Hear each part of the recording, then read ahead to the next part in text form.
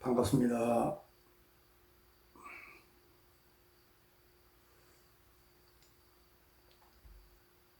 오늘은 12연기에 대해서 한번 살펴보고자 합니다. 12연기는 사성제와 더불어서 불자라면은 누구나 반드시 알아야 하는 그런 가장 중요한 교학이자 가르침입니다. 12연기는 사성제의 연장선에서 그 괴로움의 발생 구조와 소멸 구조를 사성제보다 조금 더 타이트하게 설명하는 교학이라고 말할 수 있습니다. 12연기만 제대로 알아도 불교 교학을 거의 다 안다고 해도 과언이 아닐 만큼 이 12연기의 교학 안에 불교의 그 교학이 거의 다 포함되어 있습니다. 불교는 이 교학과 수행, 이 양날개로 구성이 되어 있습니다. 교학이 없는 수행은 있을 수도 없고, 또 수행이 없는 교학은 존립의 가치가 별로 없습니다. 불교의 교학은 수행을 위한 지침서이자 내비게이션이라고 할 수 있습니다. 그래서 불교의 수행은 교학이 바탕이 되지 않으면 올바른 수행을 할 수가 없는 구조로 되어 있습니다. 그만큼 교학도 중요하고 또한 수행도 중요한 것입니다. 선불교에서는 무조건 화두만 잡고 앉아 있으면 어느 날 문득 부처가 된다고 하면서 또 불립문자를 표방하면서 그 경전이나 책들조차도 못 보게 한 적도 있습니다. 이런 일은 불교에서는 있을 수가 없습니다. 독수리가 한쪽 날개로 날 수가 없듯이 불교도 교학과 수행의 양날개가 고루 균형을 이룰 때 비로소 올바른 불교를 익힐 수가 있는 것입니다.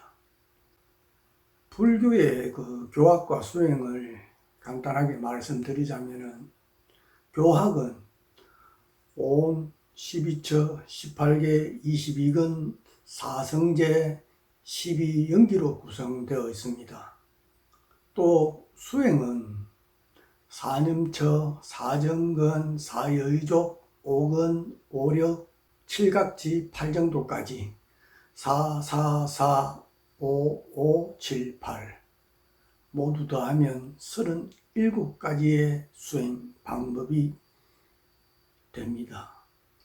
이것을 37보리품법 또는 37조도품이라고 합니다. 12연기의 가르침 속에는 인간의 기능들을 설명한 22근만 빼고 불교 교학들이 모두 다 들어있다고 해도 과언이 아닙니다. 실체적 자아가 없는 인간이 어떻게 구성이 되어 있는가를 설명하는 교학이 오온의 가르침입니다.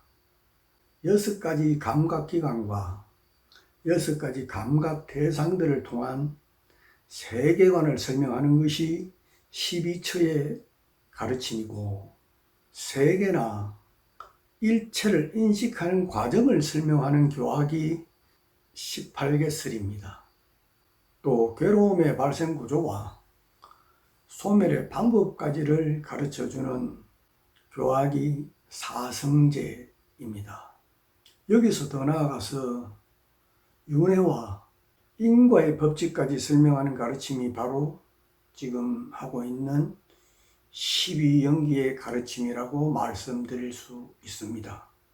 결론부터 말씀드리자면은 십이연기의 가르침은 윤회와 더불어서 괴로움이 어떻게 일어나고 또 어떻게 소멸하는지의 그 구조를 가르치는 교학입니다. 먼저 연기는 의존에서 일어난다라는 의미입니다. 모든 현상들은 조건에 의해서 발생하고 또 조건에 의해서 소멸한다는 의미가 되겠습니다. 그렇다면 십이연기를 경에서는 어떻게 설명하고 있는지 한번 살펴보겠습니다. 상류다니까야 배우지 못한 자 경에서는 십이연기에 대해서 이렇게 설명하고 있습니다. 비구들이여, 이 경우에 잘 배운 성스러운 제자는 다음과 같이 연기를 잘 마음에 철저하게 사유한다.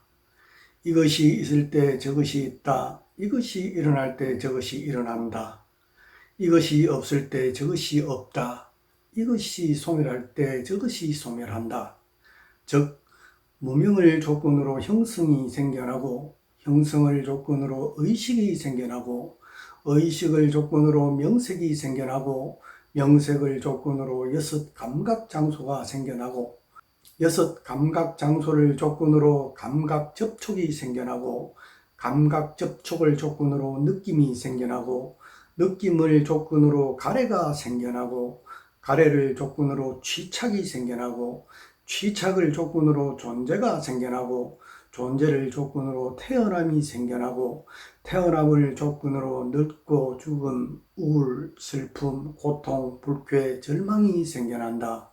이와 같이 전체 괴로움의 무더기가 발생한다 라고 하면서 무명, 행, 식, 명생, 유입, 촉, 수, 애, 취, 유, 생, 노사까지 조건에 의해서 괴로움이 일어나는 구조를 설명하고 있습니다.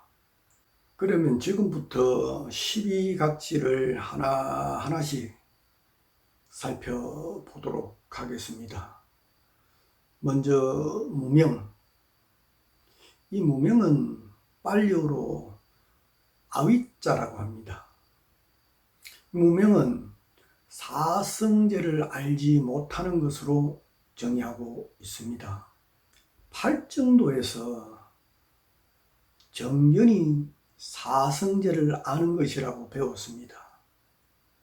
사성제를 모르는 것이 무명이라면 반대로 사성제를 올바로 아는 것이 지혜가 되는 것입니다. 무명은 진리를 모르는 것으로 일반적인 무식이나 무지하고는 다릅니다. 영어를 모른다고 해서 반드시 잘못되지는 않습니다. 또한 운전을 할 줄 모른다고 해서 반드시 잘못되지 않습니다. 운전을 할 줄 모르면 대중교통을 이용하면 되니까요. 그러나 십이연기에 대해서 알지 못하는 것은 또 사성제에 대해서 알지 못하는 것은 앞뒤를 구분 못하는 것과 다를 바가 없습니다. 앞뒤를 구분 못하면 치명적인 일들이 발생할 수가 있습니다. 예를 들어 보면 강도에게 쫓기는 절체절명의 순간이라고 가정해 봅시다.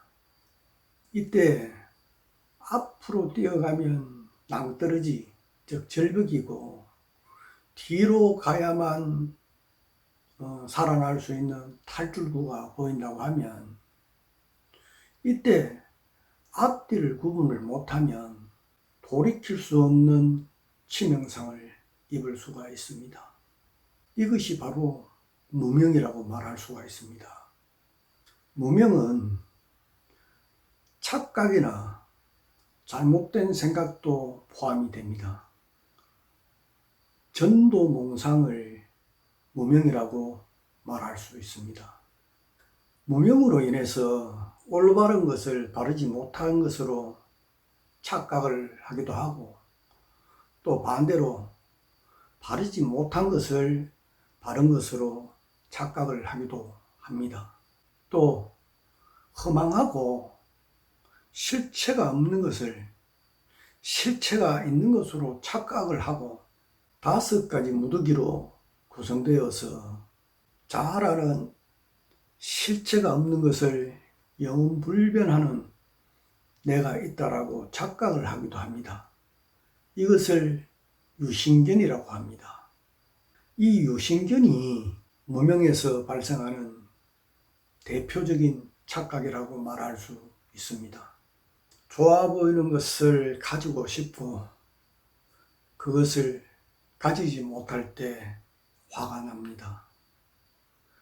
쓸데없는 일에 자존심을 세우고 또 그것이 받아들이지 않으면 자존심을 상해하고 화가 나고 괴로움에 빠지게 되는 것이 바로 내가 있다라고 하는 유신견이라는 사견이 일으키는 괴로움입니다. 요즘 사람들은 정직하고 바르게 살아가는 사람을 어리석은 사람이라고 말하기도 합니다. 정직하고 바르게 살아가는 사람 치고 돈 많고 권력 있는 사람이 드물어서 그럴 것입니다. 그러나 이러한 사고가 바로 올바른 것을 바로 보지 못하는 무명, 즉 어리석음이라고 할 수 있습니다. 약삭빠르고 파렴치한 인간들이 돈과 권력을 잡으려고 모든 수단과 방법을 동원해서 그것도 안 되면 범법 행위를 해서라도 돈과 권력을 성취하게 되면 그 사람이 능력 있는 사람으로 인정을 받고 또 존경과 선망의 대상이 되는 그런 사회가 되었습니다. 이렇게 진실과 정반대로 잘못된 판단을 하는 것을 어리석음, 즉 무명이라고 합니다. 또한 어리석은 사람이 많은 사회일수록 진실과 정의는 사라지고 진리와 반대되는 목소리가 높아지게 되는 것입니다. 두 번째 행은 팔리오로 쌍카라라고 합니다. 행은 무명을 조건으로 일어납니다. 어리석음으로 일으키는 의도적 행위입니다. 무명으로 시작해서 무명의 상태에 따른 그런 행위를 하게 됩니다. 이것을 무명을 조건으로 해서 행이 일어난다고 하는 것입니다. 행은 업의 형성을 의미합니다. 마음의 의도를 포함하여 신, 구, 의, 몸과 또 입으로 또 생각으로 짓는 삼업도 행이라고 합니다. 행과 업은 같은 의미라고 말할 수 있습니다. 행은 팔리오로 상카라라고 했는데 이 상카라는 문맥에 따라서 몇 가지로 다르게 나타납니다. 예를 들어서 오온에 쓰는 상카라 행은 심소, 즉 심리 현상들로 나타나고 지금 하고 있는 12연기에서는 의도적 행위로 나타나는 것입니다. 우리의 어떠한 행위가 있으면 반드시 그 행위에 따른 찌꺼기가 남게 되어 있습니다. 그것을 불교에서는 깜마, 즉 업이라고 합니다. 예를 들어서 상대에게 나쁜 말을 했다고 칩시다. 그것은 눈에 보이지도 않으니까 또 녹음도 하지 않았다면 무슨 증거나 찌꺼기가 남겠는가라고 반문할 사람도 있을 것입니다. 그러나 그 나쁜 말을 한 행위가 눈에 보이지는 않지만은 그 나쁜 말을 들은 상대는 가슴 속에 영원히 지울 수 없는 그런 상처나 못이 되어서 평생을 트라우마로 작용할 수도 있을 것입니다. 또 우리가 눈에 보이지는 않지만은 어떤 자리에 사람이 왔다 갔다 하면 우리가 보이지 않고 느끼지는 못하겠지만 그 안에는 어떠한 변화라도 변화가 있습니다. 우리 인간이 그 감지할 수 있는 능력에 한계가 있기 때문에 그것을 자세하게 볼 수는 없겠지만 그래도 미세하게 온도가 변한다든지 아니면 미세먼지가 몇 개라도 더 떨어져 있을 수도 있고 아무튼 어떻게라도 거기에 변화가 있고 또 어떠한 찌꺼기가 남게 되어 있습니다. 우리가 말하고 행동하고 또 생각하고 이런 모든 행위들은 좋은 것이든 나쁜 것이든 간에 무조건 찌꺼기를 남기게 되어 있습니다. 이런 찌꺼기를 바로 업이라고 합니다. 이 업이 조건이 되어서 생이 일어나게 되어 있습니다. 또 이 업은 의도가 있는 행은 과보도 있고 의도가 없는 행은 과보로 남지 않는다고 했습니다. 예를 들어서 의도적으로 모기를 죽이면 그것은 업이 되고 또 길을 가다가 나도 모르게 개미를 밟아서 죽였다면 그 살생에 대한 업은 없다고 말하고 있습니다. 다음은 식입니다. 이 식은 빨리어로 윈야나라고 합니다. 이 식은 행을 조건으로 해서 일어납니다.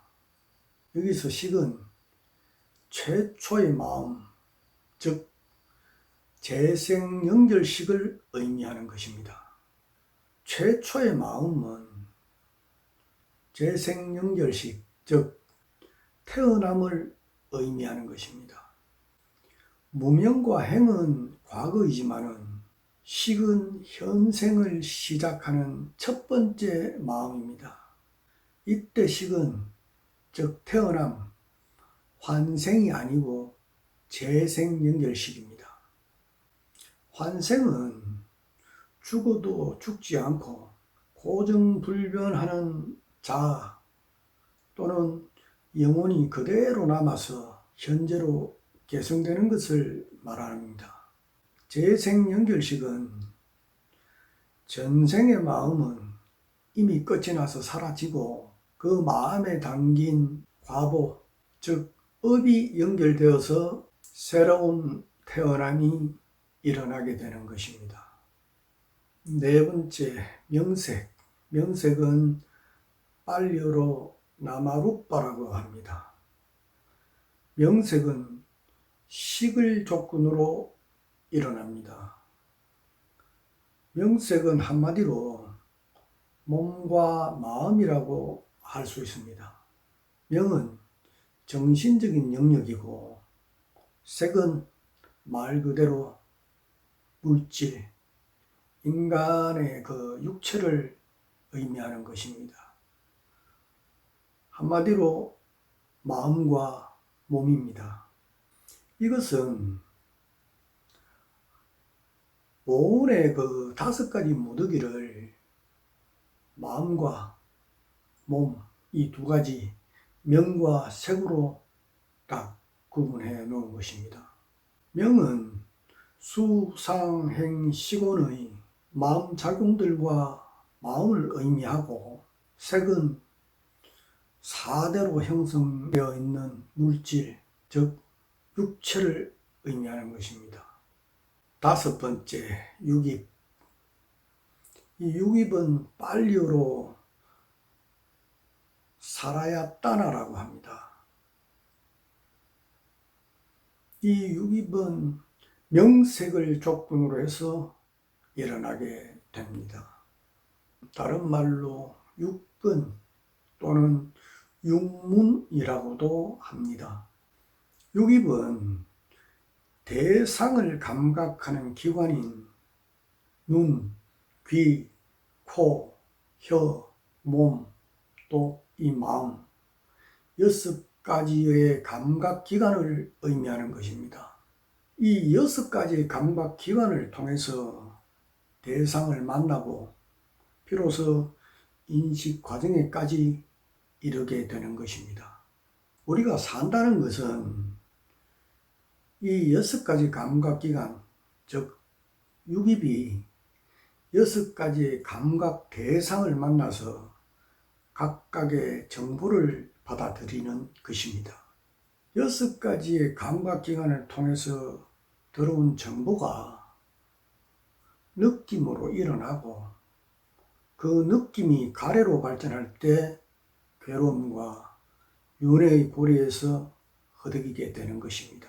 수행이라는 것은 6가지 감각기관을 통해서 들어온, 즉 6가지 문을 통해서 들어온 그 정보들을 알아차림을 통해서 탐진치를 비롯한 번뇌들을 피하고 또 방어하는 것이라고 말할 수 있습니다. 오늘은 여기까지 하고 다음 시간에 촉부터 하겠습니다. 고맙습니다.